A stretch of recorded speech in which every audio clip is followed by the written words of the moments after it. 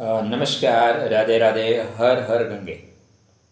दिव्य कुंभ, भव्य कुंभ, पूर्ण कुंभ, महाकुंभ, जो चर्चाएं चल रही हैं कि 12 वर्ष बाद कुंभ लगता है, इसको पूर्ण कुंभ कहते हैं। महाकुंभ आप कह लीजिए। तो इस महाकुंभ में कुछ पर्व हैं जिन पर्वों पे विशेष साधना, आराधना, उपासना करनी चाहिए। उसी में से एक अत्यंत श्रेष्ठ, दुर्लभ, आपके जीवन में दोबारा ना आने वाला, क्योंकि 144 वर्ष बाद जब आएगा तब आपकी हो सकता है 1-2 पीढ़ियां भी ना रहें, उनकी पीढ़ियां रहेंगी। तत्कालीन समय व्यवस्था क्या रहेगी, सरकार आपको इतनी सुविधा दे पाएगी कि नहीं दे पाएगी। और सबसे बड़ी बात, आप हैं तो संसार है, इसलिए इस अवसर का लाभ आपको अवश्य उठाना चाहिए। तो अगर आप आसपास में कहीं प्रयागराज के आसपास में हैं तो प्रयागराज कुंभ में पहुंचे। दिव्य कुंभ, भव्य कुंभ, जीवन में दोबारा ना आने वाला अवसर, जीवन को पूर्णता प्रदान कर देने वाला अवसर, ऐसा मान के चलिए। तो अभी आ रही है मौनी अमावस्या। मौनी अमावस्या कई चीज़ों में अद्भुत है, श्रेष्ठ है। मौनी अमावस्या के जस्ट बाद, जैसे मौनी अमावस्या खत्म होती है, वहीं से गुप्त नवरात्र की आराधना, उपासना आरंभ होती है। गुप्त नवरात्रि वहीं से स्टार्ट होती है और 5वें दिन बसंत पंचमी आती है। जीवन में आपको बसंत सा चीज़ें लाना है, जीवन में यत्र तत्र सर्वत्र खुशहाली लेके आनी है। और माँ वाग देवी का आशीर्वाद आपको चाहना है तो उसका बीज आपको इसी दिन बोना होगा। ऐसा थोड़ी ना होता है जब फल आएंगे तभी आप पेड़ लगाएंगे तभी फल आ जाएंगे, नहीं। तो यह शुभ, पुण्य देने वाला, फल प्रदान करने वाला, यहीं पे एक वृक्ष है जिसका नाम है अक्षय वट। मतलब आप एक कर्म करोगे, अक्षय वट को सानिध्य या अक्षय वट को साक्षी मान के, तब आपका जो पुण्य होगा उसका क्षय नहीं होगा। इसीलिए बोलते हैं अक्षय, जिसका क्षय ना हो। तो अगर आप पहुंच सकते हैं तो प्रयागराज पहुंचे, कुंभ में पहुंचे, दिव्य कुंभ पहुंचे, अपने जीवन को धन्य बनाएं, क्योंकि ऐसा अवसर दोबारा नहीं आएगा। 29 जनवरी 2025 अमावस्या तिथि 28 जनवरी को शाम को ही आ जाएगी और 29 जनवरी को शाम को समाप्त हो रही है। तो मौनी अमावस्या प्रातःकाल ब्रह्म मुहूर्त में मौन रहने का विधान है। नाम ही है मौनी अमावस्या। मैं मौन हूँ ये जानने के लिए कि मैं कौन हूँ। मैं भीतर गया, मैं तर गया। बोलने में या सोचने में बड़े छोटे छोटे शब्द लग रहे हैं, लेकिन इसका जो असर है ना, या इसका जो मीनिंग है बहुत बड़ा है। मैं भीतर गया, मैं तर गया। मैं मौन हूँ ये जानने के लिए कि मैं कौन हूँ। तो इस दिन सबसे बड़ी बात है, मौन हो जाइए। अगर पूरा दिन आप मौन रह सकते हैं, सोने पे सुहागा। नहीं रह सकते हैं तो शास्त्रकार ये कहते हैं, या परंपराएं ये कहती हैं कि जब तक आप गंगा स्नान ना कर लें, सूर्य को अर्घ ना दे लें, तिलदान या कुछ दान ना कर लें, तब तक आपको मौन रहना चाहिए। यह दिन पितरों के कृपा प्राप्त करने का दिन है। तो पितरों की आपको कृपा प्राप्त करनी चाहिए, आप पितरों की कृपा प्राप्त करें। पितर क्या चाहते हैं, आप परंपराओं से जुड़ें, आप जो आपके नैतिक मूल्य हैं, नैतिक मूल्यों को मानें, जो राष्ट्र के मूल्य हैं, धर्म के मूल्य हैं, उन तत्वों पे आप चलें। पितरों को प्रणाम करें, पितरों का स्मरण करें, पितरों की खुशी के लिए आप कुछ अच्छा कार्य करें, पर्यावरण का काम करें, जिससे पर्यावरण आपका दूषित ना हो।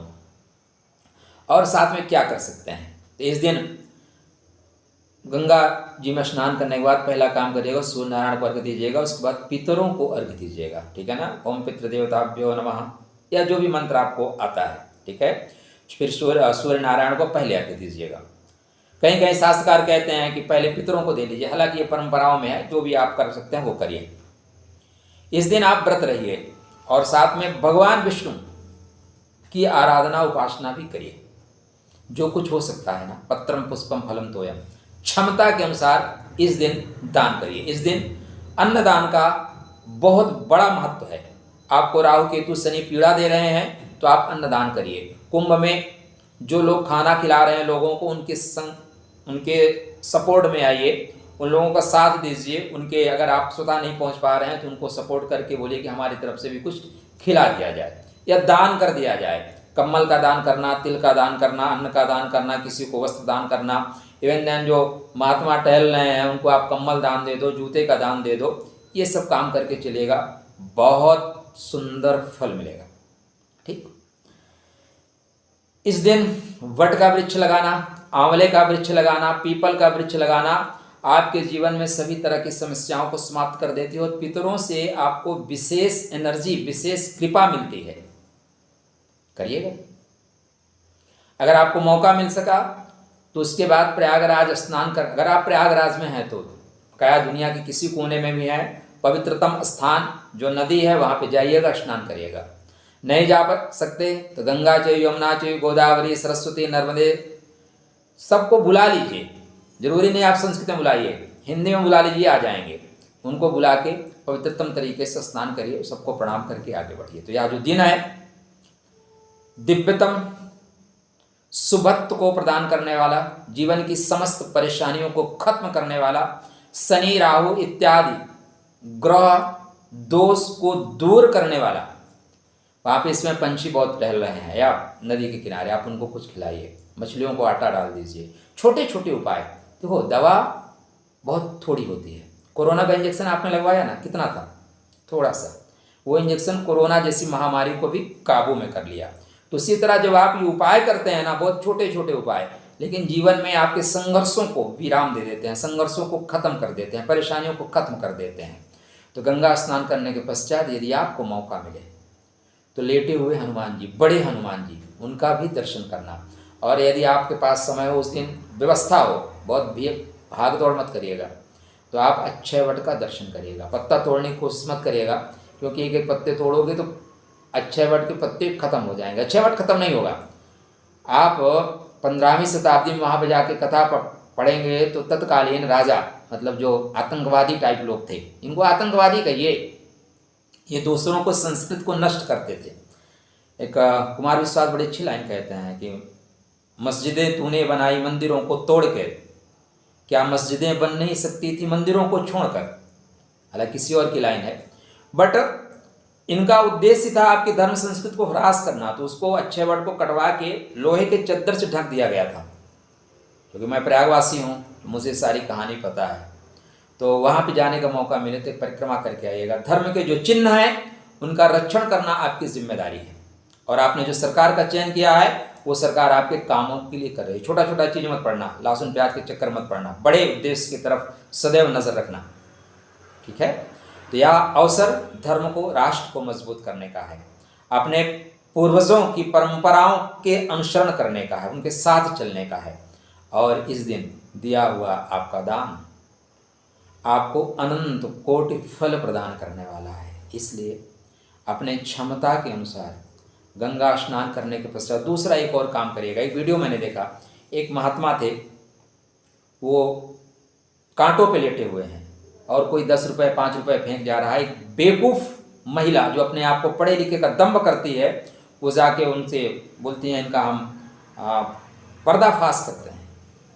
अरे वो एक आदमी ठंडी में लेटा हुआ है कांटों पे, तुम 2 कुंटल की महिला हो, अभद्र। मैं ऐसे लोगों को अभद्र बोलता हूँ, और जगह जाके नहीं। अब तुम जाके कांटों पे लेट जाओ। वो कांटों पे लेटा हुआ बंदा है, 10-10 रुपये लोग उसको फेंक रहे हैं, 200-300 रुपये उसको मिला, उसको बोल रहे हैं कि हम इनका अनावरण करते हैं। इस तरह के तत्वों से दूर रहिएगा, ना इस तरह के कार्य करिएगा। आप नहीं कर सकते, नमस्कार करके आ जाइए। कोई आपको अधिकार नहीं है कि आप इस तरह के अनैतिक कार्य करें। नैतिक नहीं, अनैतिक हैं। जो कुछ हो सकता है, पत्रम पुष्पम फलम तोयम, दे दीजिए। ना जाने किस रूप में नारायण मिल जाए। शब्द को याद रखिएगा, ना जाने किस रूप में नारायण मिल जाए। प्रयागराज से आने के समय कुछ महत्वपूर्ण चीज़ें आपको प्रयागराज से ले भी आनी चाहिए। चलिए नेक्स्ट वीडियो पे, तब तक राधे राधे, जय श्री कृष्णा, हर हर गंगे।